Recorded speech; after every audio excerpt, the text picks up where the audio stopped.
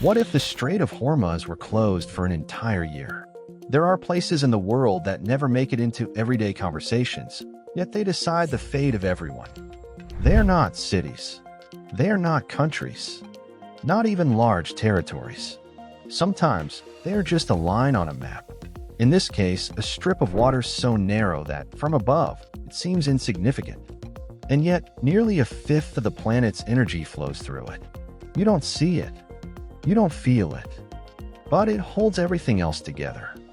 Now imagine this. One day, without warning, it ceases to exist at a route. Not because it disappears physically, but because no one can cross it without assuming they might never return. And then something curious happens. The world doesn't panic immediately. There is no instant chaos. No collapse in the first minute. But something begins to tighten. Like an invisible thread connecting entire continents, and someone slowly starts twisting it. At first, no one notices. Then everyone feels it. And by the time you truly understand what is happening, it is already too late to stop it. On the first day, there were no visible explosions, no images of war flooding the screens. Just a brief, almost cold headline that crossed every language at once. The Strait of Hormuz has been indefinitely closed. And with that sentence, one of the planet's most vital arteries stopped beating. The Strait of Hormuz, that narrow passage of barely 39 kilometers between Iran and Oman, through which around 20% of the world's oil and a similar share of liquefied natural gas flows, had always been considered a critical point, a chokehold where any tension could escalate rapidly. For decades, analysts warned that its closure would be one of the greatest shocks imaginable to the global economy.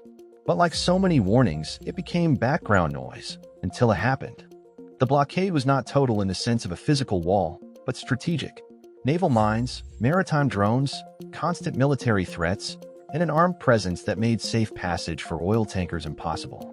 Within hours, maritime insurance costs skyrocketed to unmanageable levels, and shipping companies began canceling routes. The flow stopped, and with it, a fifth of the energy that powered the world. The first 48 hours were marked by disbelief. Markets reacted with immediate violence. Oil prices doubled, then tripled within days. Stock markets fell in cascades. Countries heavily dependent on imported energy, like China, India, Japan, and South Korea, activated strategic reserves, knowing they were only buying time, not a solution. Europe, already familiar with recent energy crises, sounded its alarms once again. But the real impact was not felt in numbers, it was felt in daily life. By the second week, fuel began to run scarce in many regions. Lines at gas stations became endless. People waited for hours, even days, not knowing if their turn would come. Tension could be felt in the air. Governments responded quickly, specific days for refueling, strict limits per vehicle, priority only for ambulances, police, and essential services. Even so, it wasn't enough. In many cities, public transportation stopped functioning as it once had. Routes were canceled, buses were overcrowded, stations overwhelmed. And then came another blow.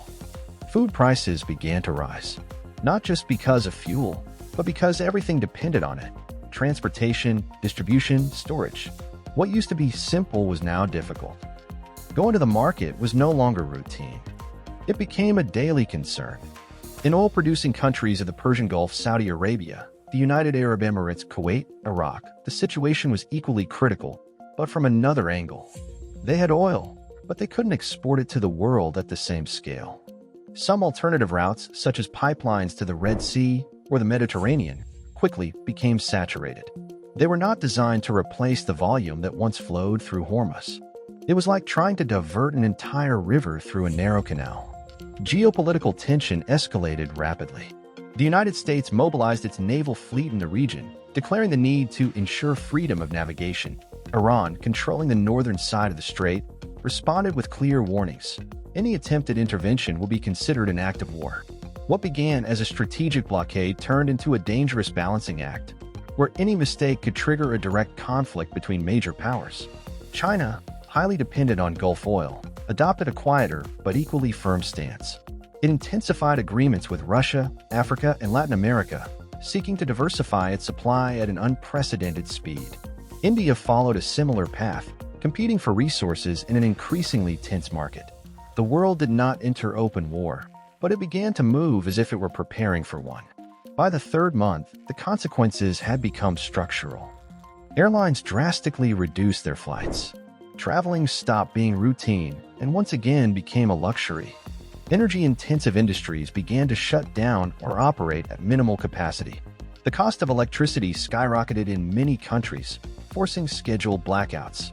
Cities began to experience something not seen in decades: darker nights. But unexpected changes also began to emerge. The crisis accelerated the energy transition like never before. Countries that had postponed investments in renewable energy for years were suddenly forced to act. Solar and wind farms were deployed at record speed. Energy storage technologies received massive investment. Even projects once considered unviable, such as green hydrogen, began to develop with urgency. On a social level, people changed their habits. Remote work stopped being an option and became an energy necessity. Cities promoted the use of bicycles, electric transportation, and shared systems. Consumption decreased, not out of environmental awareness, but out of necessity. However, not all countries were able to adapt in the same way. The more fragile economies suffered deep crises. Uncontrolled inflation, food shortages, social unrest. In some regions, the lack of access to energy caused prolonged blackouts that affected hospitals, water systems, and communications. Global inequality became more visible than ever. While some countries managed to reinvent themselves, others could barely hold on. By the sixth month, the world was no longer expecting a quick solution. The closure of the strait had stopped being a temporary crisis and had become a new reality. And then something happened that no one had fully anticipated. The global system began to reconfigure itself. New energy routes started to emerge, and with them, new alliances. Countries that once had little weight on the global map suddenly became key players. Places that had been overlooked were now at the center of decision-making. At the same time, other countries, those that had held control for years, began to lose influence. They no longer set the pace as they once did. The rules were changing, and not everyone could adapt. Power began to shift slowly, as if the map itself were being redrawn before our eyes. The world, pushed by pressure, was finding a new balance, even though no one knew exactly how it would end. When, after a full year, the strait finally reopened, not through military victory, but through the strategic exhaustion of all parties involved, the world did not return to what it had been. Oil began to flow again, but no longer with the same weight. Economies had learned the hard way that depending on a single passage was too great a vulnerability. Investments in alternative energy continued. Policies changed, and the memory of that year remained as a silent warning. Because in the end, the question was not only what would happen if the Strait of Hormuz were closed. The real question was this: if a single 39-kilometer strip can halt the rhythm of the planet, how fragile is the world we have built, really?